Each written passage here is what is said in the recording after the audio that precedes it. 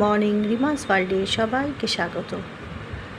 আজকে সোমবার আর এখন বাজে হলো সকাল 7:30। একটু পরে মেয়ে কলেজ যাবে, তাই জন্য ওর একটু টিফিনটাও রেডি করে দিই। আর এদিকে বরমশাই বলছেন যে একটু ধোসা খাবে, ওই জন্য ধোসার আলুর তরকারিটা তৈরি করে নিচ্ছি আগে, তারপরে ধোসাটা রেডি করব। আর মেয়েকে আজকে টিফিনে একটু ওটসের চিল্লা দিয়ে দেবো। আর ও একটু ব্রেড বাটার, জ্যাম, কলা, ডিম সেদ্ধ এটাই খেয়ে যাবে বললো। ওটা অলমোস্ট রেডি করে ওকে আমি দিয়ে দিয়েছি। আর এদিকে এখন ধোসাটা আর চিল্লাটা রেডি করব। আগে চিল্লাটা রেডি করে নিই, কারণ ওকে টিফিনে দিতে হবে, ও আগে বেরোবে। আর বরমশাই তো একটু পরে ওর পরে বেরোবে, সেই জন্য আগে চিল্লাটা করে নিই, তারপরে ধোসাটা রেডি করব। একটা চিল্লা করে নিই। আর আজকে সকালে একটু ওয়েদারটা না খুব ঠান্ডা ঠান্ডা আছে, বেশ ভালো লাগছে। আর একটু হাওয়াও দিচ্ছে, কারণ কালকে রাত্রিবেলা, গতকাল রাত্রে আর কি, একটু বৃষ্টিও হয়েছে। বেশ আজকে সকালটা ওই জন্য ভালো লাগছে, বেশ ঠান্ডা ঠান্ডা হাওয়া দিচ্ছে। আর এদিকে এখন ধোসাটা রেডি করে নিই, তারপরে সবার জন্য জলখাবারটা তৈরি করে সবাইকে দিয়ে দেব। তারপর নিজের জন্য একটু ভাবছি ধোসা না চিল্লা খাবো, সেটাই এখন বুঝে উঠতে পারছি না। দেখা যাক, আগে ওদেরগুলো কমপ্লিট করে নিই, তারপরে নিজেরটা বানাবো। এইগুলো না ব্যাটারটা তৈরি করা পাওয়া যায়, সেই জন্য সুবিধাই হয়। আগে নইলে চাল ডাল বেটে একদিন আগে ভিজিয়ে রেখে তারপরে ধোসা বানাতাম। এখন কত সুবিধা হয়ে গেছে, একদম রেডিমেড ব্যাটার পাওয়া যায়, সেটা এনে জাস্ট একটু তেলের মধ্যে করে নেওয়া, ব্যাস। আলুর পুরটা দিয়ে দিই, আর গরম গরম বরমশাই রেডি হয়ে গেছে, অফিসে বেরোবে। আর এদিকে আমি এখন আলুর পুরটা দিয়ে আগে ওকে দিয়ে আসি, ব্যাস। মেয়ে বেরিয়ে যাচ্ছে এখন কলেজে। টাটা, সাবধানে যাবে বাবু।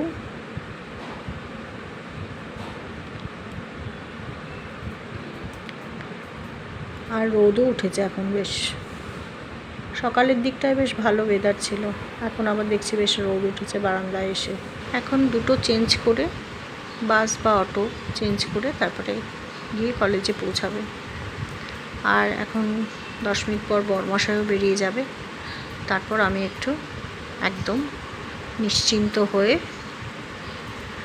একটু বসে এখন কফি খাবো, ব্রেকফাস্ট করব।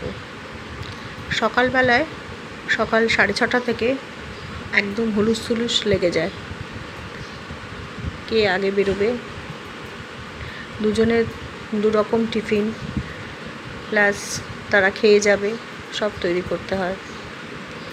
আজকে স্নান টান করে চলে এসেছি রান্নাঘরে। এখন আজকে একটু বেগুন বড়ির ঝোল করব পার্শে মাছ দিয়ে।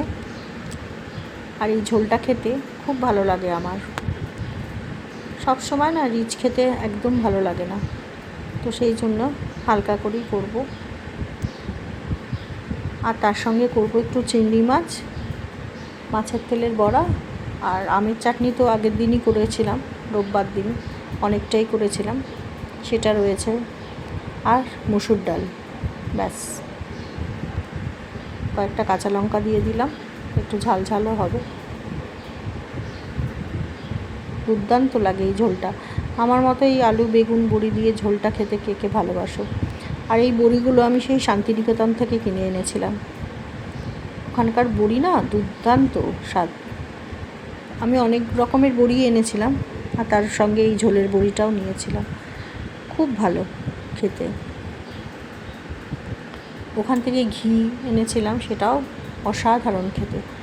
আর ওই ঘিটা একদম বাঁচিয়ে বাঁচিয়ে সিদ্ধ ভাতে, কোনো দিন যদি সিদ্ধ ভাত খাওয়া হয় তখন সেই সিদ্ধ ভাতে ওই ঘিটা খাই, ভীষণ ভালো। আর রান্নার জন্য ঘিটা আলাদা কেনাই থাকে, সেগুলো ব্যাস ঢেকে দিয়েছি। এবার কষে এসছে, একটু জল দিয়ে দিই, একদম রেডি হয়ে যাবে, ব্যাস। পার্শে মাছের আলু বেগুন বড়ির ঝোল একদম রেডি। এবার দিকে চিংড়ি মাছটাও বসিয়ে দিয়েছি, কারণ বেলা গড়াচ্ছে, প্রায় 12:30 বাজতে চললো। আর এদিকে নিচে একদম মিস্ত্রির কাজ চলছে জোর কদমে। এরপর সব রিপেয়ারিং হয়ে গেলে রঙের কাজ ধরবে। আজকে বলেছিল শেড কার্ডটা নিয়ে আসবে, রঙগুলো কালারগুলো পছন্দ করে দিতে বলেছিল, এখনও পর্যন্ত আসেনি। দেখা যাক, হয়তো আর এখন আসবে না, দুপুরবেলার দিকে আসবে। চিংড়ি মাছটা প্রথমে ভেবেছিলাম মালাইকারি করব, কিন্তু বড়মশাই বললো এত গরমে রিচ করো না, হালকা করেই একদম টমেটো আর আলু দিয়ে করে নাও। তো সেই জন্য একটু হালকা করে কষিয়েই করছি, যাতে একটু খেতে ভালো লাগে। তো সেই জন্য আর মালাইকারি করলাম না, হালকা করে এটুকুই করে নিচ্ছি। কষিয়ে নিয়েছি, এবার একটু জল দিয়ে ঢেকে দিই, ব্যাস। আজকে বিকেলবেলা একটু বেরোবো, আর একটু টুকটাক শাশুড়ির জন্য আর যে কাজের দিদিটা থাকে আমাদের বাড়িতে তার জন্য পয়লা বৈশাখের জিনিসগুলো কেনা বাকি আছে, আর একটু ঠাকুরের টুকটাক জিনিস কিনবো, ব্যাস। কেনা হয়ে গেলে চলে আসবো। কিন্তু আবার শুনছি বিকেলবেলার দিকে ঝড় বৃষ্টি আসতে পারে, কিন্তু আজকে না বেরোলে আর হবে না। এখন রেডি হয়ে গেছি, 6টা বাজতে চললো, সন্ধেবেলা এখন, কিন্তু এখন বেরোবো। আকাশটা দেখে মনে হচ্ছে ঝড় আসতে পারে, কিন্তু তাড়াতাড়ি বেরিয়ে যাই, ঝড় শুরু হয়ে গেলে বেরোনো যাবে না। তাই ভাবলাম বেরিয়ে পড়ি, যতটুকু কেনাকাটা হয় করে নিয়ে চলে আসি একদম। তো বেরিয়ে পড়েছি।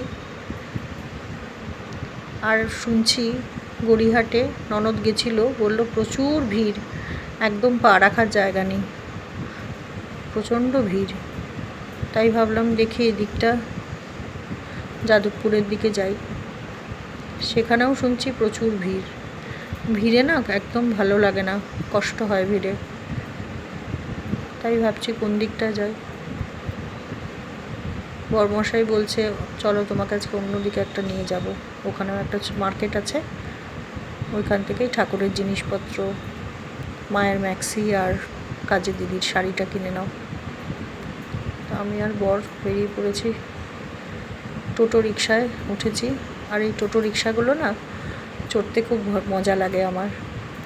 আর এইটা একটা ঝিল, কি সুন্দর হাওয়া দিচ্ছে বেশ। এখন মনে হচ্ছে এই হাওয়াটা কিন্তু একদম ঝড়ের পূর্বাভাস। এসে গেছি মার্কেটে, ঢুকেই একটা খেলনার খুব সুন্দর দোকান দেখলাম। কত রকমের খেলনা পাওয়া যাচ্ছে বাচ্চাদের। যখন মেয়ে ছোট ছিল প্রচুর খেলনা কিনে দিতাম ওকে। আর এখন আমরা চলছি, দেখা যাক আমাদের গন্তব্যস্থলে। এই দোকানটা থেকে দিদির জন্য শাড়ি নিলাম, আর ভদ্রলোক বলছে আমার দোকানটা একটু ক্যামেরা করে দিন, তাই জন্য তার দোকানটা একটু ক্যামেরায় বন্দি করলাম। চলে এসেছি। এখন আমরা যেতে আসতে বাড়ি থেকে যখন বেরোই এই মন্দিরে প্রণাম করে যাই, খুব জাগ্রত মন্দির। চলুন বাড়িতে যাই। বাড়িতে আসার পর বাইরে ঝড় বৃষ্টি শুরু হয়েছে, আর ওয়াদারা সিনেমাটা আমার ফেভারিট, তাই ওটা আবার দেখতে বসলাম। আর রাত্রিবেলা একটু মেয়ে আর বর আজকে আউট থেকে চিকেন এগরোল অর্ডার করে দিল, তো সেটা আজকে আমরা রাত্রিবেলা খাবো। শাশুড়ি তো ঝড় বৃষ্টি ঠান্ডা একটু পেয়েছে, ব্যাস ঘুমিয়ে পড়েছিল, তাকে আবার ডেকে এখন তাকে রোল খাওয়ানো হচ্ছে। আজ এই পর্যন্তই ব্লগটা থাকলো, নেক্সট ব্লগে আবার দেখা হবে। সবাই ভালো থাকবেন, সুস্থ থাকবেন, শুভরাত্রি।